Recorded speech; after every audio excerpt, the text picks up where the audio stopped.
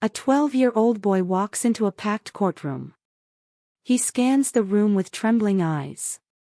Then raises his finger and points straight at a decorated police officer.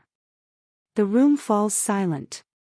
What he says next shatters lives, exposes secrets buried for years, and sparks a hunt that uncovers something darker than anyone imagined. Why did this child target a cop in front of everyone? What was he hiding? And who was truly pulling the strings behind the badge? This story will take you down a chilling path, where justice twists, truth hides, and innocence has a price. Watch until the end, because nothing is what it seems. Hit that like button, subscribe, and get ready. This is one story you will never forget. It was a gray Tuesday morning in a small courtroom in Ohio. Rain tapped against the high windows. Everyone inside seemed to hold their breath. Tension crackled like static in the air. The defendant sat stiff in his chair. A man in his late 30s. Clean cut. Wearing the uniform of a decorated police officer. Officer Raymond Hale. He had been with the department for nearly 15 years. He was respected, trusted, praised for his work with children. And today, he was on trial. Charged with assault. The victim, a 12-year-old boy named Noah Fields. Small, thin, eyes that looked far older than they should. He sat beside his mother, gripping her hand. She kept whispering something in his ear. But he never looked away from the officer. Not once. The judge adjusted his glasses. "Call your next witness," he said. The prosecutor rose. "The state calls Noah Fields." A murmur moved through the room. Noah stood. His steps were slow. Careful. He climbed the wooden steps to the witness stand. The bailiff swore him in. He nodded. And sat. The courtroom fell silent. The prosecutor approached. "Noah," she said gently. "Can you tell the court what happened that night?" Noah swallowed. He looked down. Then up. Right at Officer Hale. "I was walking home from school," Noah said softly. It was getting dark. He paused. There was a car. It slowed down next to me. His voice grew thinner. It was his car. He raised his hand and pointed straight at Officer Hale. Gasps rippled through the courtroom. Somebody whispered, "No way." Officer Hale's lawyer stood immediately. "Objection. That is a leading." "Overruled," the judge said. Noah's hand stayed frozen in the air. "I remember the badge on the dashboard," he said. His voice trembled now. "I remember the smell. Cigarettes and something else." He said he wanted to talk. A single tear rolled down Noah's cheek. He said I reminded him of his son. The jury leaned in. Even the court reporter paused her typing. Noah took a shaky breath. He locked the door. The courtroom seemed to shrink. "He drove me somewhere." The lights felt colder. Quieter. An empty parking lot behind the station. Officer Hale sat motionless. Expression unreadable. "Noah," the prosecutor said, "are you sure it was this man?" Noah turned to the judge. Then to the jury. Then back to Officer Hale. "Yes," he said. His voice was clear. Strong. "I remember everything." Suddenly, Hale leaned forward. His chair scraped the floor. The sound made everyone flinch. The bailiff moved. But Hale lifted his hands. "Open." "I did not touch him," he said loudly. "He is lying." His voice echoed. Flat. Emotionless. The judge slammed the gavel. Quiet in the court. But Noah did not move. He kept staring. Not afraid. Just tired. Worn. The prosecutor pulled out a file. "Your Honor," she said, "the state has video surveillance from the parking lot." She turned to the jury. "It shows Officer Hale's patrol car arriving at 7:43 p.m. The screen lit up. Grainy footage. A small figure. And a cruiser. The license plate matched. The timestamp confirmed it. A sound came from the defense table. Not words. A choked gasp. Hale's wife. She covered her mouth. Tears streamed down her face. The courtroom sat in stunned silence. And then Noah said one more thing. One sentence. Quiet. Measured. "He told me no one would believe me because he was the good guy." The jury stared. Frozen. And just like that, everything changed. The judge looked over his glasses. His expression unreadable. The prosecutor gave a slight nod. The video kept playing. Frames flickered. Then stopped. There was no footage of what happened next. Just the car. And the boy. Disappearing from view.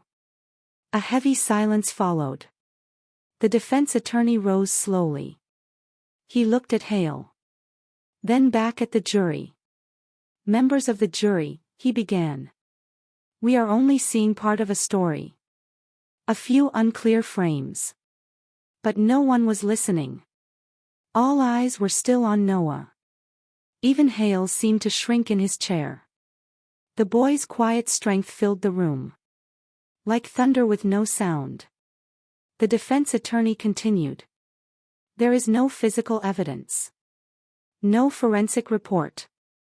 No eyewitness." Noah turned his head toward him. His voice cut through like glass. He deleted everything from his car camera. Another ripple moved through the room. The prosecutor raised a document. "Confirmed by the department's own internal review," she added. 3 nights of footage missing. All overwritten manually. Hale's face twitched. Just for a second. His eyes flicked toward the exit. And then back to Noah.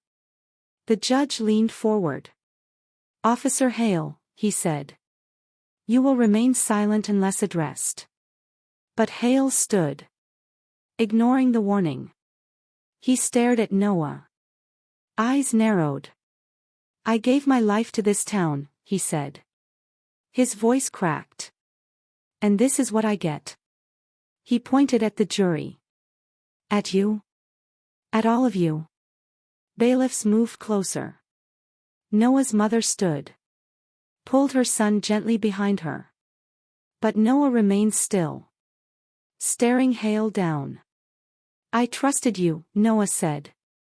Everyone did. A woman from the jury wiped her eyes. The judge pounded the gavel again. "This court will have order." Outside the courtroom, reporters gathered. Cameras rolled. Inside, no one spoke. The judge sighed.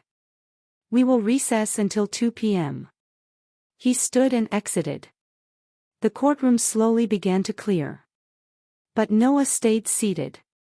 Looking at the chair where Hale had been. Empty now. Like something had been ripped out of it. His mother touched his shoulder. "You were brave," she whispered. Noah finally nodded. But his face said something else. Something colder. He turned to the prosecutor. "There are more," he said. Everyone stopped moving. The prosecutor froze. "What do you mean?" she asked carefully. Noah looked down. Then up. Eyes steady. "I saw him with another boy," he said. 2 weeks before me." The room spun. The prosecutor exchanged glances with the detective in the back row. She pulled out a notepad. "What was his name?" she asked. Noah shook his head. I do not know. But he had a scar. Right here. He touched the side of his neck. A straight line. Thin. Looked new. The detective stood. His hand already moving for his phone. Noah's words had detonated something. Bigger than anyone expected. Wider. Darker. The storm outside suddenly seemed quiet compared to the storm inside. And it was only just beginning. The detective left the courtroom without a word. His footsteps quick.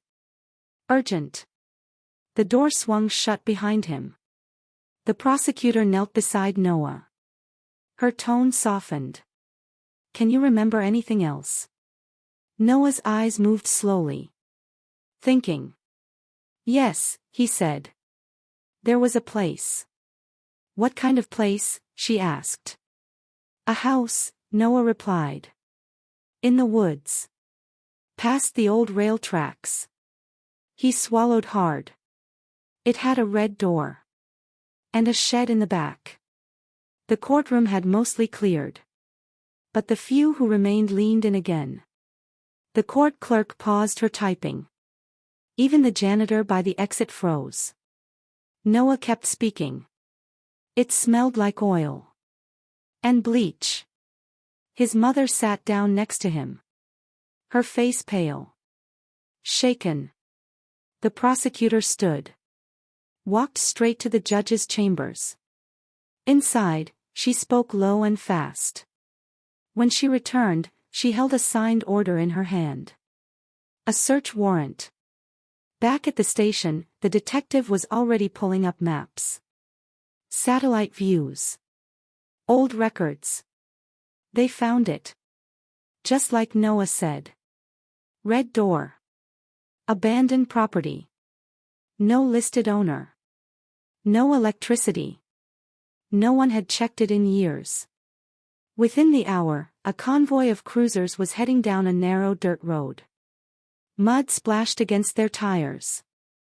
Trees closed in like silent witnesses. When they reached the house, everything felt still. Too still. The front door creaked as they pushed it open. Inside, the air was thick. Heavy with something unspoken. They moved carefully. Room by room. Dust everywhere. Except in one corner. A mattress. Blankets. Fresh. Someone had been there. Recently. In the shed, they found more. A lockbox. Inside, photos. Names. Dates. And a small red toy car. Just like the one Noah had said he lost. Years ago. The lead detective stepped back. His face pale. He radioed in. We have evidence. Multiple victims. Possibly ongoing. Back in town, news spread fast. Officer Hale had not returned from the recess. He had vanished. Left his phone. His badge.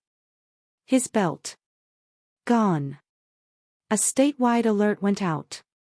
Checkpoints formed. Roadblocks set. The prosecutor returned to the courtroom and sat beside Noah. You did good, she said.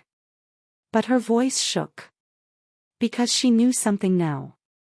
This case was no longer about a single child. It was about something buried. Something that had been hidden in plain sight. And the man everyone once trusted was no longer just an officer. He was a fugitive. With secrets. And a head start. Rain fell harder now. Sheets of it. Washing over the roads like a warning. Somewhere, out there, Hale was moving. Blending in. Disappearing. He had done this before. He knew how to vanish. But this time, something was different. Someone had spoken. Noah's voice echoed beyond that courtroom. It reached people. It lit fires. Within hours, more calls came in. From other towns. Other families. Parents with uneasy memories. Children who had gone silent years ago. Until now. Each voice added weight. Truth. Patterns. The FBI stepped in. A task force was formed. Old case files were reopened. Missing persons. Runaways. Closed too quickly. The pieces were fitting together. Not one incident. Not even two. But a trail. A long, hidden trail. Back in the courtroom, Noah sat in a quiet room. A counselor nearby. He stared at the wall. Eyes unfocused. "You are safe now," the counselor said. But Noah did not answer. Because something still pulled at him. A memory. A sound. A door. Slamming shut in the woods. He looked up suddenly. "There was a basement," he said. The counselor blinked. "What?" "At the house," Noah whispered. "Behind the shelves. There was a door." "Why did you not tell us before?" "I forgot," he said. Then paused. "No. I was too scared." Agents were dispatched again. Back to the red-doored house. This time, they searched deeper. Beneath the broken shelves, they found it. A wooden hatch.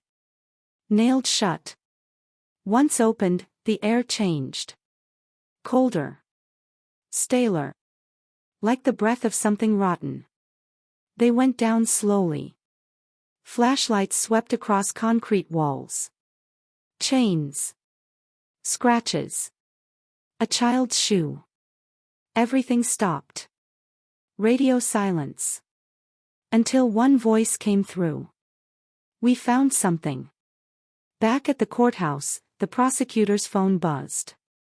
She read the message. And her face went pale. She stood and ran. Straight to the judge's chambers. Within the hour, the media had the story. Former officer wanted in multi-state child abduction ring. Photos of Hale flashed across screens. Some showed him smiling with local kids. Others. Surveillance stills from gas stations, rest stops. He had changed clothes. Cut his hair. But his eyes. Still the same. Cold. Calculating. Somewhere on a lonely road, Hale drove in silence. His hands tight on the wheel. The radio crackled. He turned it off. In the passenger seat. A backpack. And inside it. A photo. Of another boy. One the world had not met yet. But soon would. Unless they found him. Fast. Because now, it was not just about justice. It was about time. The rain blurred the windshield. Wipers dragged across the glass with tired, rhythmic squeaks. Hale did not notice. His eyes stayed fixed on the road ahead. Straight. Unblinking. He knew he was being hunted. He could feel it. Every billboard. Every gas station attendant. Every passing face could recognize him now. His world was shrinking. Fast. But he had one last stop. One last loose end. The boy in the photo. He stared at it again. The child's face was pale. Smiling, but forced. Underneath, written in smudged ink. Eli, 9 years old. He folded the photo back into the bag. Checked the gun in the glove box. And kept driving. Back at the FBI's mobile command unit, maps covered the walls. Lines. Pins. Photos. Patterns. An analyst stood up. "His bank card was used 30 minutes ago," she said. "Small grocery store outside Harrisburg. Send teams now," the agent in charge ordered. Helicopters were scrambled. Patrols alerted. But Hale already knew they would come. He had a plan. He always did. Meanwhile, Noah was back home. Trying to sleep. But his dreams were crowded. Dark corridors. Whispers. Hands pulling at his arms. He woke in a cold sweat. His mother rushed in. Held him. Tried to calm him. But he shook his head. "I remember something else," he said. His voice thin. Wired with panic. "There was another man." His mother froze. "What do you mean?" "At the house," Noah whispered. "He was older. Bald. He told Officer Hale what to do." A silence dropped like an axe. This was new. Unrecorded. Unknown. And it meant Hale was not working alone. Back at the FBI unit, the lead profiler's expression darkened. "If he is just a piece of something bigger. We need to dig deeper. Fast." They reopened records from Hale's early years. Training academy. First assignments. Connections. One name appeared. Again and again. Walter Grimm. A retired officer. Commended twice. Disappeared in 2012. Officially, early retirement. Unofficially, he vanished. No forwarding address. No activity. Until now. A blurry photo surfaced. Taken 3 months ago. Gas station security footage. A man with a shaved head. Standing beside Hale. Buying a can of oil. The timestamp matched a known gap in Hale's GPS logs. A cold realization settled in. Hale was not just hiding. He was returning. To someone. To something. A place where this all began. And maybe. A place it was supposed to end. The command center went quiet. Everyone stared at the image on the screen. The old man. Barely visible. But his presence felt enormous. The lead agent spoke first. "Get facial recognition on that photo." Full background sweep on Walter Grimm. Analysts began typing. Every second counted now. Meanwhile, Hale's car turned off the main highway. Onto a narrow, winding road. No signs. No streetlights. Just trees. Thick. Tall. Like they had been watching for years. At the end of the path. A cabin. Wooden. Rotting. But still standing. Hale parked behind it. Turned off the engine. For a moment, he just sat there. Breathing. Listening. Then he got out. Opened the trunk. There was a bundle. Blankets. Rope. Something moved beneath it. He reached in. "Quiet now," he muttered. And lifted the bundle into his arms. Inside the cabin, a candle burned. One. On a wooden table. And behind it. Walter Grimm. Older. Thinner. But his eyes. Sharp. Cold. He looked up as Hale entered. "You took too long," Grimm said. "There were delays," Hale replied. He set the bundle on the floor. The blankets shifted. A boy's frightened face appeared. Grimm stood. Walked over. Bent down. "Eli," he whispered. Like he knew him. Like he had been waiting. Back at the command center, the analysts shouted over each other. "We found Grimm's property. Registered under a shell company in Pennsylvania. Deep in the forest." Coordinates appeared on the screen. The agent radioed the chopper team. "Move in. Now." Helicopters veered east. Faster. Lower. Minutes mattered. Back at the cabin, Grimm walked to a wall. Pushed aside a hanging quilt. Behind it. Steel door. He entered a code. Beep. Click. The door creaked open. A staircase led down. Stone. Wet. Cold. Hale hesitated. We said we were done after this, he said. Grimm smiled. We say a lot of things. He gestured. Bring him. Hale lifted the boy again. But Eli kicked. Hard.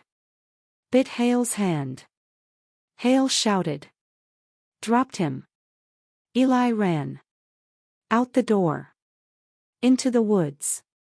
Sprinting blind. Branches slapped his face. Rain soaked him instantly. But he did not stop. Could not stop. Behind him. Shouting. Footsteps. Gunfire. A shot cracked the silence. Birds scattered from the trees.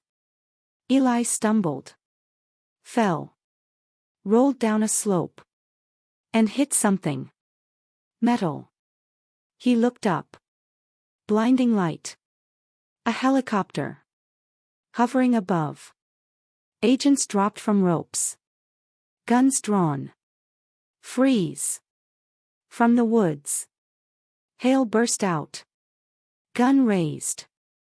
But before he could fire. One clean shot. Took him down. He fell. Hard. Face first in the mud. Grimm never emerged. Agents stormed the cabin. But the steel door. It was gone. Open. Below. Tunnels. Empty. But not silent. They heard it. Breathing. Soft. Ragged. From the shadows. A voice. Weak. I'm here. Another boy. Older. Eyes wide. Pale as paper. Alive. Barely. They carried him out. Then another. And another. 3 in total. All lost. All found. But Grimm. Gone. Vanished like smoke. Like he was never there. But his name. Now etched into every wall of justice. Every whispered case file. Every child's memory. This was not the end. Just the surface. The roots ran deeper. And the hunt was only beginning. The media called it a miracle. 3 boys rescued. 1 criminal dead. But behind the cameras, the truth festered. Grimm was still out there. And what they found beneath that cabin was just a fraction. The boys, once silent, began to speak. One had been missing for 2 years. Another remembered a boat. The third. He spoke of others. Names. Faces. Whispers of children who never made it out. A basement deeper than the one they were found in. A door that never opened once it closed. The FBI kept it quiet. Too quiet. Official reports called it a rescue mission. A breakthrough. But those closest to the case knew. Something was wrong. Something was unfinished. In the days that followed, Noah became withdrawn. He stopped eating. Stopped speaking. Until one morning. He left a drawing on his nightstand. Crayon on paper. A stairway.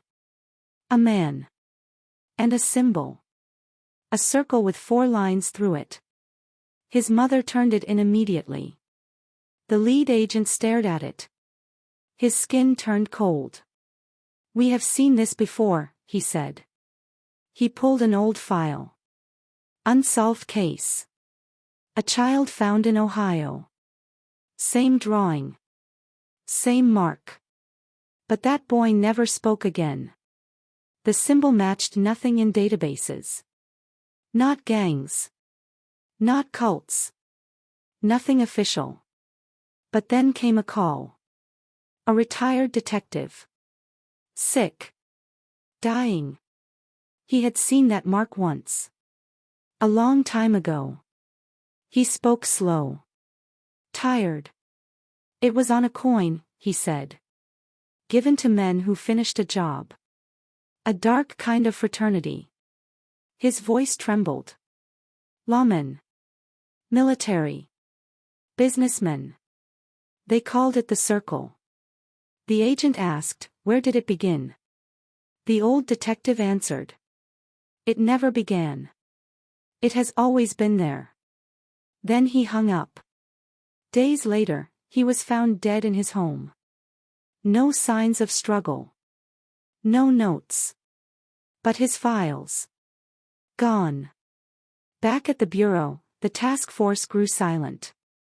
Fear began to seep in. Whispers of high-level names. Judges. Politicians. People whose records were too clean. Too perfect. One analyst looked into Walter Grimm's history again. And found something strange.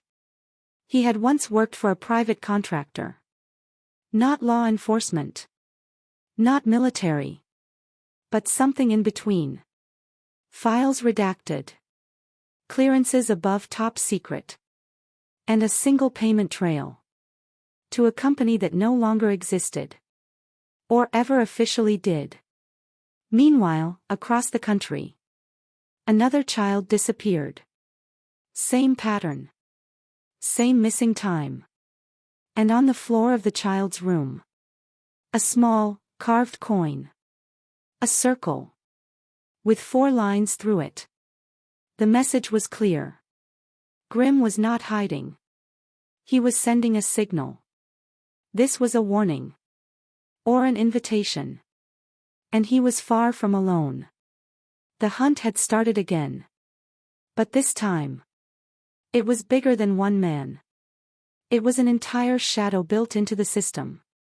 And Noah might be the key to pulling it all apart. If they could keep him alive. The hospital window rattled softly in the night breeze. Noah lay in the bed. Still. Awake. He had not spoken since the drawing. Not even to his mother. But his eyes. They moved. Always scanning. Always listening. He felt it. The pressure. The weight of unseen eyes. Watching him. Waiting. 2 agents stood guard outside his room. Armed. Alert. They thought it would be enough. It was not. Somewhere down the hall. A nurse pushed a cart. Slow. Steady. Face partially covered. Badge clipped to her chest. But no one noticed. Her shoes were standard issue military. Not hospital. She turned the corner. And paused outside Noah's door. Knocked once. The agents looked. She smiled. Routine meds. The taller agent frowned. We just had rounds. She did not blink. They were skipped. Doctor's orders. The other agent stepped forward. Doctor's name. The nurse hesitated. Just long enough. Too long. The taller agent reached for his radio. But he never made it. A sharp hiss. Spray in the air. Both agents dropped. Hard. Silent. The nurse opened the door. Noah sat up. Eyes wide. She stepped inside. Closed the door behind her. Locked it. Then removed the mask. Not a woman. A man. Clean-shaven. Unfamiliar. But his voice. Low. Calm. I am not here to hurt you, he said. I am here to warn you. Noah stared. Frozen. They will try to make you forget, the man said. They will offer you comfort. Peace.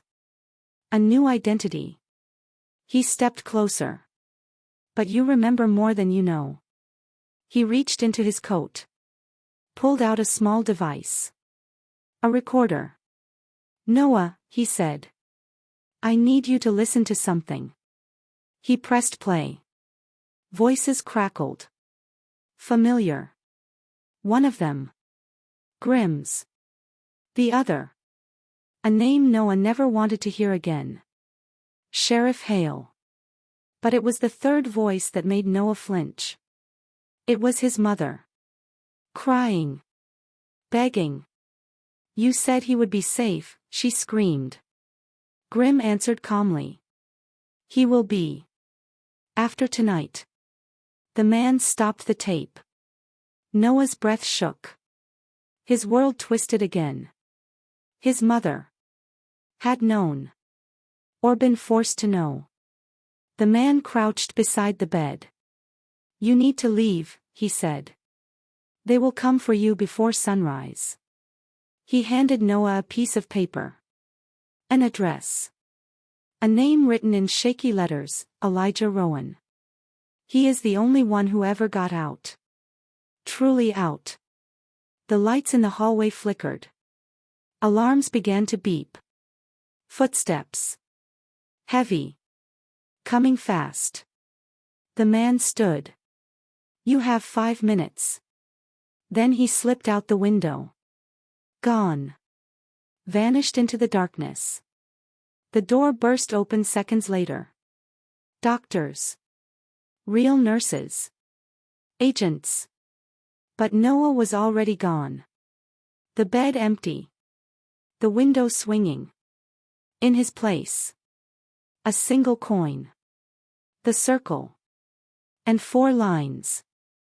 No one knew how he escaped. But now. He was running. Not from something. But towards something. Answers. The truth. The root of it all. And behind him. A machine was waking up. Ancient. Well-funded. Terrified. Because for the first time. One of their own victims had become the threat. The train rolled into the quiet station just before dawn. Mist hung low over the tracks. The world felt muted. Like it was holding its breath. Noah stepped off the last car. Wearing a hoodie too big for him. Eyes tired, but sharp. In his pocket. The slip of paper. Elijah Rowan. The only one who ever got out. He followed the cracked sidewalk out of town. Past shuttered stores. Boarded windows. The address led him to a farmhouse. Isolated. Run down, but alive. Smoke rose from the chimney. Dogs barked in the distance. He hesitated at the gate. Then pushed it open. Walked up the gravel path. Knocked once. No answer. Knocked again. Footsteps inside. A lock turned. And there he was. Older. Weathered. But his eyes recognized something in Noah. Pain. Survival. Truth. Elijah? Noah asked. The man nodded slowly. You made it, he said. He stepped aside.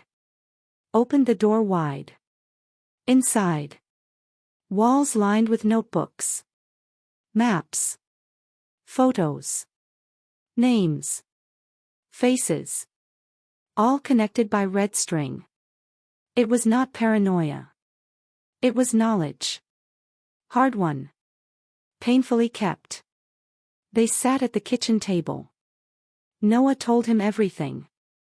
Every shadow. Every sound. Every nightmare. And Elijah listened. Quiet. Patient. When Noah finished, Elijah leaned forward. I tried to fight them once, he said. Alone. He tapped the table. I failed. Got out, but never back in. He looked at Noah. But you. You were never supposed to survive. Noah clenched his fists. I do not want to survive, he said. I want to stop them. Elijah nodded. Then stood. Opened a drawer. Pulled out a thin folder. Marked with a symbol. A circle. And 4 lines. He slid it across the table. Then let's begin. Outside. The morning sun broke through the trees. Slow. Gentle.